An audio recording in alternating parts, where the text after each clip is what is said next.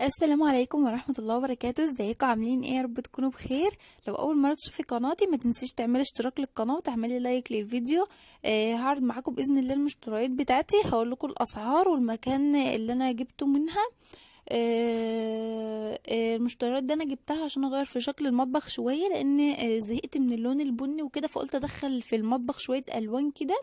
وكمان باذن الله هعمل تنظيفات عميقه وهوريكم شكل المطبخ هيبقى عامل ازاي. اول حاجه جبت المجات دي. انا جبت منها اتنين وبعد ما جيت فتحت الكرتونه بتاعت واحد فيهم لقيته مكسور. مش عارفه، تقريبا الشنطة تقريبا اتخبطت مني او كده، فلقيت واحد فيهم مكسور، مع انه شكله جميل جدا يعني وكان عاجبني. بس هما تقريبا الخامة بتاعتهم يعني ايه مش كويسة يعني، علشان كده هو اتكسر اساسا. يعني انا ما حسيتش ان الشنطة اتخبطت مني ولا حاجة، مش عارفة بصراحة ولا اتكسر ليه. ده كان الواحد ب20 جنيه. وكمان جبت الرول ده. الرول ده جبته عشان هغلف الرخامة، وكمان عندي ضلف في المطبخ كانت مكسورة وكده فهغلفه بيها. بصراحة الشكل ده عجبني جدا وكنت بدور عليه وقلبت عليه الدنيا علشان الاقي الشكل ده ويكون بالرقة دي والالوان دي. طبعا كل الرولات الموجودة فيها الوان غامقة وكده. والرول ده كان ب30 جنيه.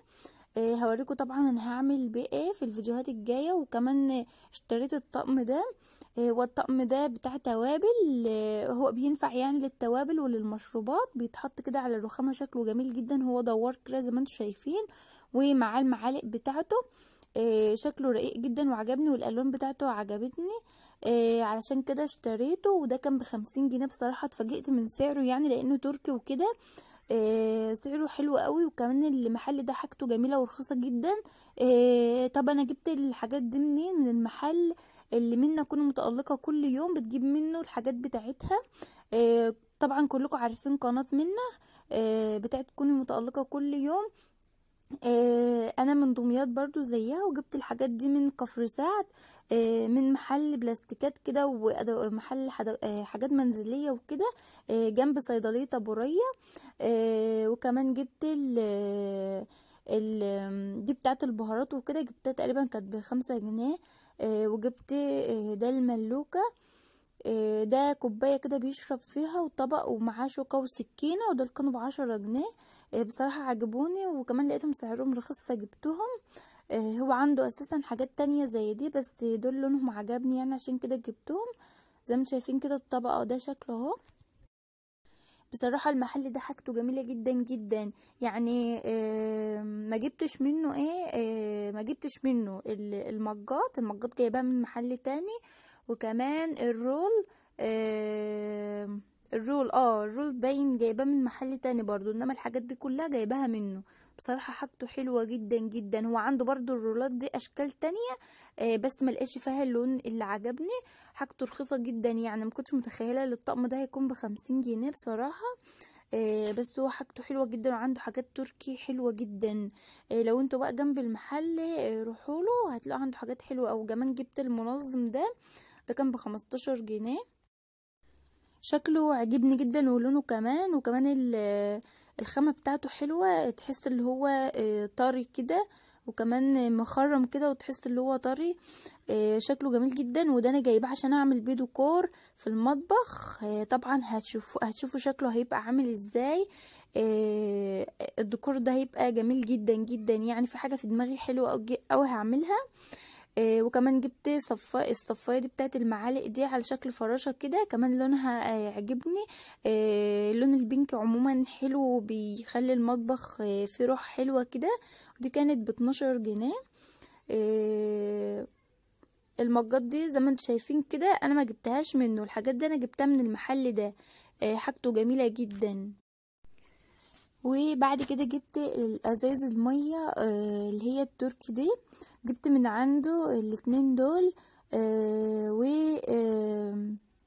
الازازة التانية اللي هي الطاولة دي ما جبتهاش من عنده، جبتها من محل تاني. بصراحة جبتها علشان احط فيها الزيت اللي هي اللي ورا دي، ودول جبتهم للمية. بس رجعت غيرت رأيي، قلت عشان يبقوا 3 وكده يبقى فيهم مية وكده. ما لقيتش طبعا من الحجم اللي هو البنك ده الا واحده كبيره وواحده صغيره.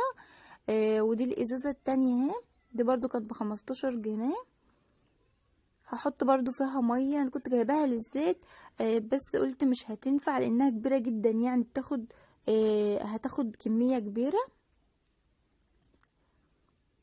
بس يا بنات، وده كان الفيديو بتاعي النهارده. اتمنى بقى اكون كنت خفيفه على قلبكم. كمان جبت العلاقات دي عشان احط عليها فوط المطبخ وكده. هي الباكت كان فيه 4، حطيت 2 هنا و2 في الجنب ده. قلت اعلق عليهم فوط المطبخ ينشفوا كده لما اكون غسلاهم، او اي حاجه عايزه اعلقها يعني احطها. بصراحه شكلهم عجبني جدا، كان نفسي فيهم من زمان. والباكت ده كان فيه 4، كانوا ب9 جنيه. ودي كانت كل المشتريات بتاعتي. اتمنى بقى يكون الفيديو عجبكم، واتمنى اكون كنت قدرت افيدكم بالاسعار او كده. واللي جنب المحل وقريب منه يا ريت يروح يشتري منه، لان فعلا حاجته جميله ورخيصه جدا. كل فتره بحب ان انا اغير في المطبخ او اديله شكل جديد علشان ما احسش بالملل وكده. وطبعا كلنا لازم نعمل كده علشان المطبخ ده بنقضي فيه وقت كبير جدا. فلازم تغيري من شكله كل فترة علشان تحسي براحة نفسية. ويا ريت لو المطبخ بتاعك لونه غامق، يا ريت تخلي الاستيكر لونه فاتح كده، بحيث اللي تديله اضاءة وكده وشكل حلو. اتمنى بقى يكون الفيديو عجبكم، والسلام عليكم ورحمة الله.